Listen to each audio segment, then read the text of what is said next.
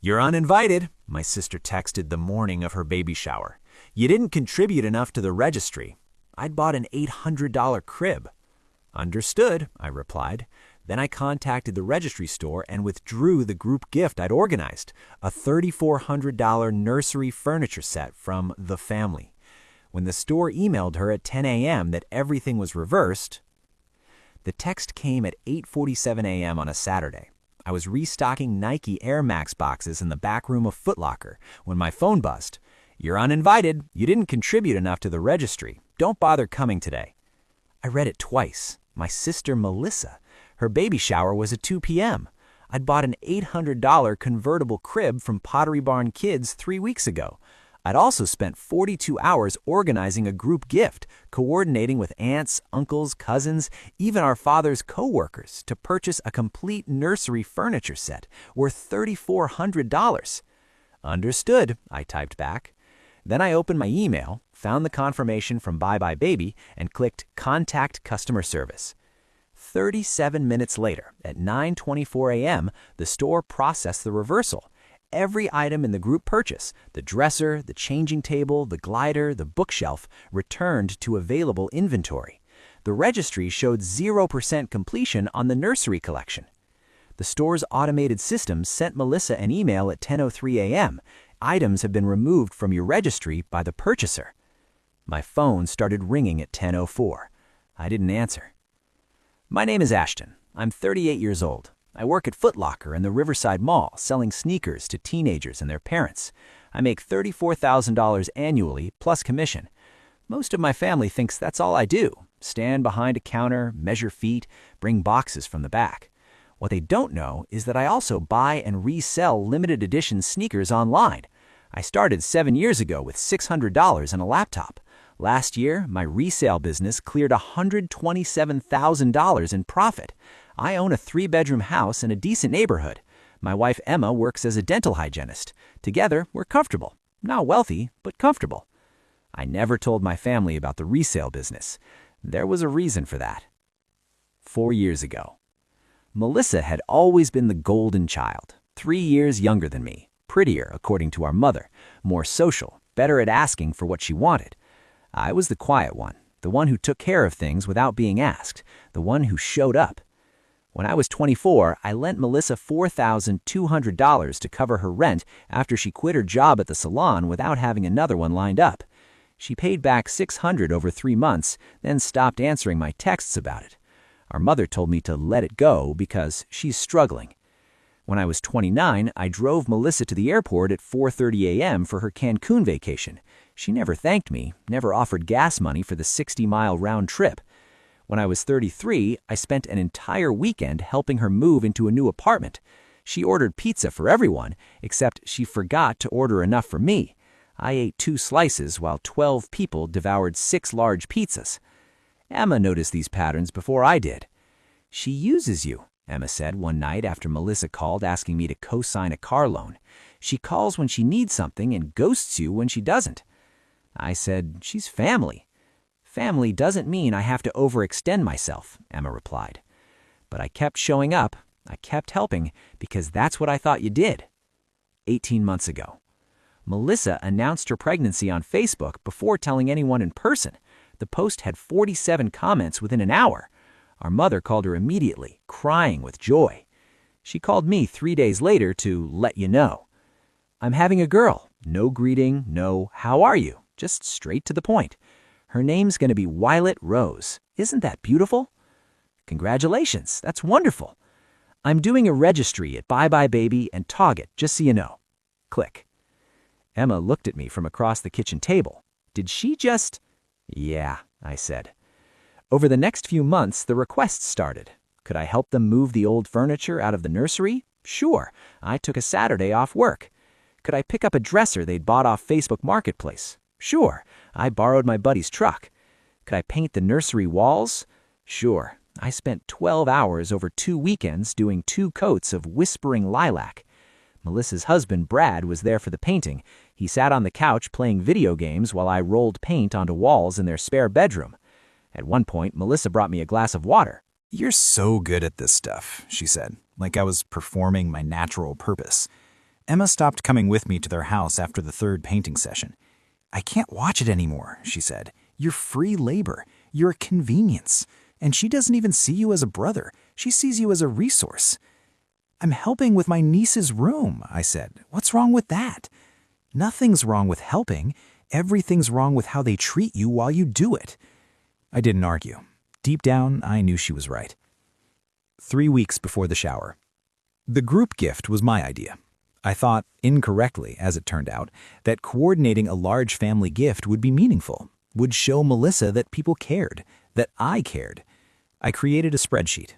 I texted 17 people, both sets of aunts and uncles, 4 cousins, our father's best friend, our mother's book club friends who'd known Melissa since she was 8. "I'm organizing a group gift for Melissa's baby shower," I wrote. "Looking to buy the complete nursery furniture collection from Bye Bye Baby. It's $3,400 total. If everyone contributes what they can, we can get her everything she needs for Violet's room." Responses came in slowly. Some people contributed $200, some $50. Our Aunt Linda sent $500 with a note, "So generous of you to organize this, Ashton." I contributed $900 myself to close the gap. On September 14th, I finalized the purchase. The registry showed the entire nursery collection as purchased by a group. I didn't tell Melissa it was me who organized it. I wanted it to be a surprise. Separately, on September 18th, I bought the $800 crib, a beautiful convertible piece that would grow with Violet from infant to toddler to full-size bed. It could last until she was 10 years old. I clicked Ship to Registrant. The registry updated, purchased by Ashton. The week before the shower. Monday night, Melissa called, for once. "Hey, I'm looking at the registry and I see you got the crib," she said. "That's really nice." "Of course," I said. "I'm excited to meet Violet." Pause. "So, I noticed you didn't contribute to the furniture set, the big group gift." My stomach dropped. "Actually—" "It's fine," she interrupted. "I get it. The crib is expensive, but like the whole family pitched in for the furniture and you didn't. That's just kinda noticeable." I could have explained right then, could have said, "I organized that entire gift. I spent 42 hours coordinating 17 people and contributed $900 myself." But something stopped me. Maybe it was the tone in her voice, dismissive, entitled. Maybe it was 7 years of being invisible. Maybe it was the way she said "the whole family," as if I weren't part of it. "The crib is my gift," I said evenly. "I hope Violet loves it." "Yeah, okay, cool." Click. Emma walked into the room. What did she want? To tell me I didn't contribute enough. Emma's jaw tightened. "You organized the whole thing." "She doesn't know that." "Tell her." "No." "Ashton." "I don't want credit," I said. "I just wanted to do something nice." Emma sat down next to me. "Baby, you can't keep doing this. You can't keep letting her treat you like you're less than." I know. I didn't know. Saturday, October 7th. The text. 8:47 a.m. "You're uninvited. You didn't contribute enough to the registry. Don't bother coming today." I was in the back room at Foot Locker, Saturday morning shift. The store was quiet. The mall didn't pick up until 10 a.m. on weekends. I read the text 3 times. Something inside me, something that had been bending for 38 years, snapped. Not loudly, not dramatically, just cleanly. I didn't feel angry. I felt clear. I opened my email, found the Bye Bye Baby order confirmation for the group gift, read through the cancellation policy. Items could be removed from registries within 30 days if purchased through their system. I called customer service. "Hi, I need to cancel a registry purchase," I said. "Order number BBBR448921G. "Certainly," the representative said. Her name was Monica. She sounded tired. "Can I ask the reason for cancellation?" "The recipient disinvited me from the event," I said. "I no longer wish to contribute." "Understood. Let me process that. It'll take about 20 to 30 minutes to reflect on the registry." "That's fine. Anything else I can help you with today?" I thought for a moment. "Yes, actually. Can I also cancel item BBBR449103, the crib?" The Pottery Barn convertible? Yes. Of course. Same reason? Same reason. Done. Both items will be reversed within the hour.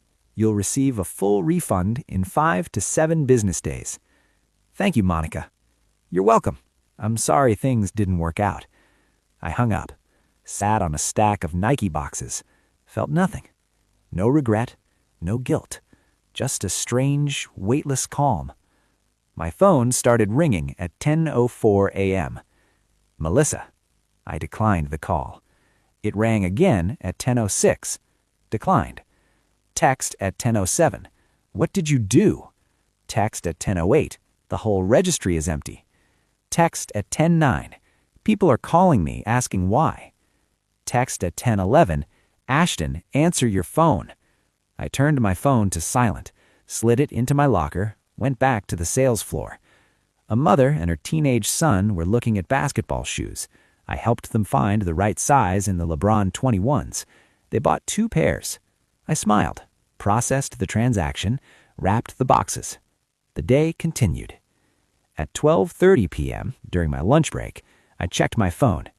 23 missed calls, 14 text messages. Melissa, you're unbelievable. Melissa, you ruined my shower.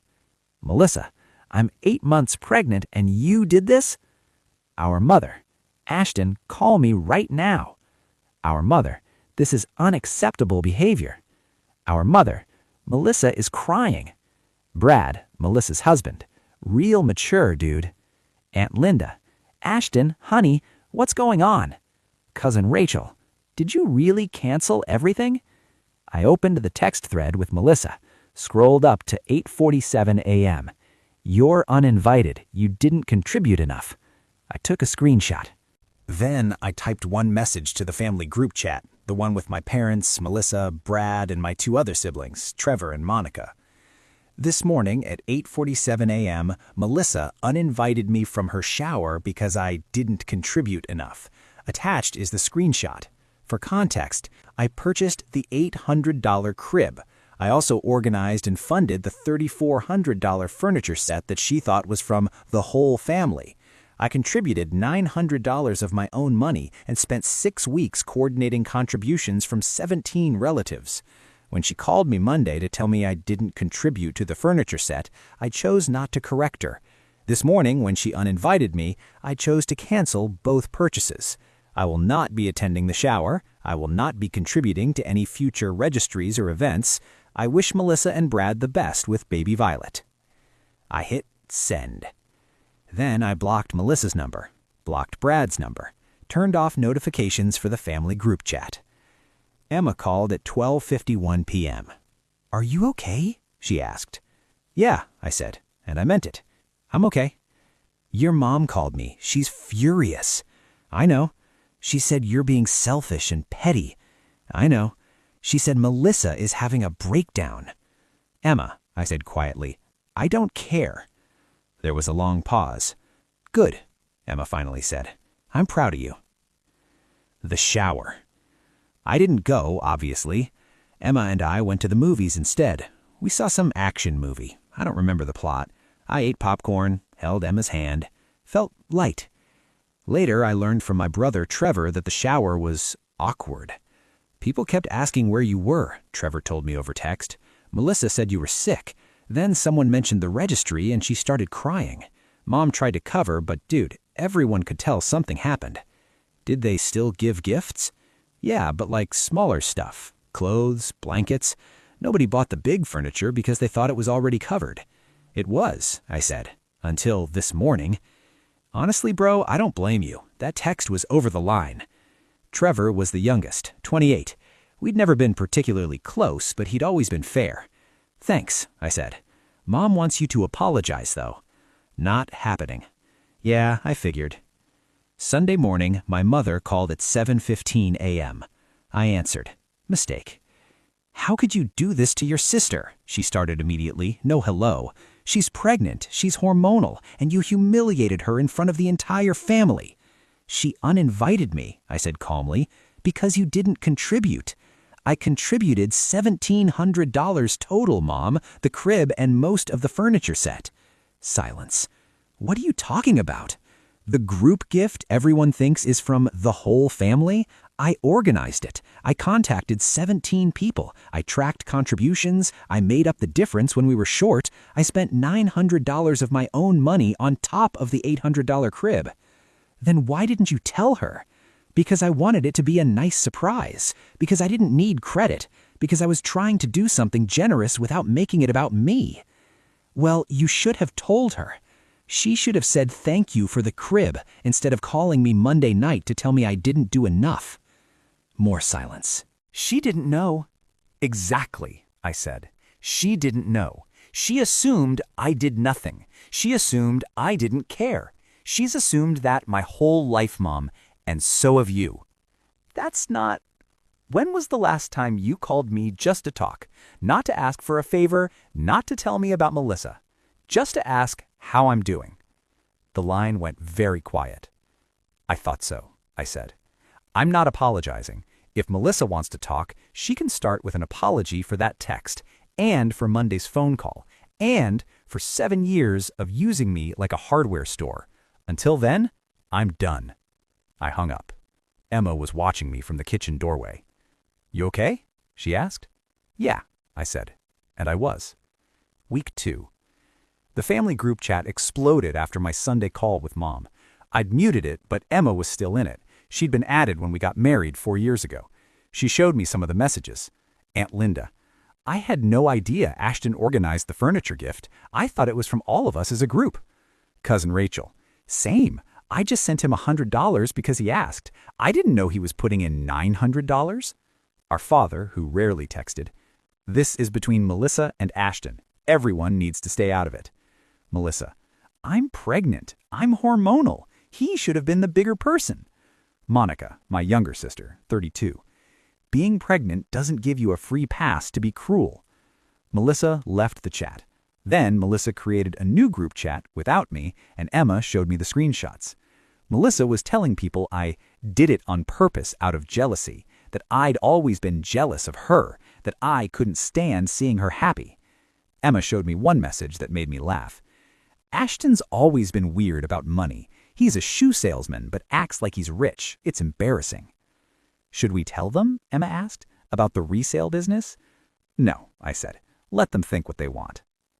Month 1. Melissa had the baby on October 29th. Violet Rose, 7 pounds, 4 ounces. I found out from Trevor's Instagram story. Our mother called the next day. Your niece is here. Don't you want to meet her? When Melissa apologizes, I'll visit. Ashton, she just had a baby. I know, and I hope they're healthy, but I'm not pretending everything's fine until she apologizes. You're being ridiculous. Mom, I love you, but I'm done with this conversation. Emma wrapped her arms around me. You're doing the right thing. I know. It just sucks. Month 3. January 14th. Trevor texted. Dad wants to talk to you. Says it's important. I called my father that night. Your mother is driving me insane, he said. She keeps saying you're being stubborn. I am being stubborn. Good, he said. Melissa was out of line. You were right to walk away. I should have said something years ago when she borrowed money and never paid you back, when she used you like a moving company. My throat tightened. Your mother has a blind spot with Melissa. Always has. But I see you, son. I see how hard you work, how much you've tolerated. Thanks, Dad. That said, Violet is your niece. She didn't do anything wrong, so maybe, when you're ready, you could visit. Not for Melissa, for Violet. Maybe, I said. Month 6. April 3rd. Unknown number. Ashton, this is Dr. Patel. I'm Melissa's therapist. She wants to talk to you, but she's afraid you won't answer. I looked at Emma. She nodded. Okay. Melissa's voice came through, shaky. Hi. Long pause. I'm sorry. She started crying. I'm so sorry, Ashton. The text was horrible. Everything I said was horrible. I was so wrapped up in myself, and I took it out on you. You didn't deserve it. I listened. Dr. Patel has been helping me see patterns, the way I treated you, like you existed to make my life easier. You organized the whole furniture gift. You paid for most of it, and I called to tell you that you didn't do enough. I was being... She trailed off, crying. Way out of line, I finished gently. She laughed through tears. Yeah, I handled that terribly. We talked for 47 minutes. By the end, Melissa agreed to family therapy, just the two of us, with Dr. Patel, once a month. I'd like to meet Violet, I said. Really? Her voice brightened. Really, but slowly and with boundaries. Okay, yes, whatever you need. Now, it's been 14 months since the text. I've met Violet. She's beautiful. Chunky cheeks, wide brown eyes, my father's nose.